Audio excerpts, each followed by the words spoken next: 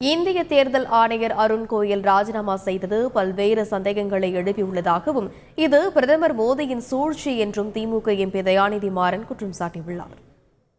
இந்த வாரத்திலே தேர்தல் தேதி அறிவிக்கப்பட போகிறது. ஆனால் அவர் தன் பதவியை ராஜினாமா செய்துவிட்டார். இப்பொழுது பல கேள்விகளையும் சந்தேகங்களையும் இது எழுப்புகிறது. ஏன் ராஜினாமா செய்தார்? எந்த நெருக்கடியில் ராஜினாமா செய்தார்? சரி, அவர் ராஜினாமா செய்தார் என்றால் அடுத்தபடியாக எத்தனை பேர் இருக்காங்க? ஒரே ஒரு இணை செயலாளர் தான். அப்போ என்ன ஆகுது? அவர் தானாகவே தலைமை செயலாளராக மாறுகிறார். அப்பொழுது அவரை கட்டுப்படுத்துகின்ற அடுத்து 2 இணை செயலாளர்கள் இல்லை. அப்பொழுது சர்வாதிகாரமாக அவர் செயல்படுவார்.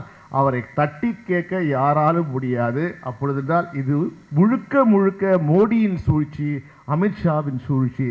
அப்பொழுது தேர்தலை ஒழுங்காக நடத்துவார்களா? தலைமையே சரியில்லை, தேர்தல் ஆணையமே சரியில்லை. சரியில்லாத போது நாம் எச்சரிக்கையுடன் இருந்தால்தானே நம்ம கண்டிப்பாக 40 தொகுதியில் நாம் தான் வெற்றி பெறுவோம்.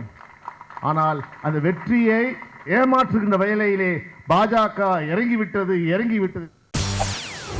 செய்திகளை உடனுக்குடன் தெரிந்து கொள்ள உடனே சப்ஸ்கிரைப் பண்ணுங்க.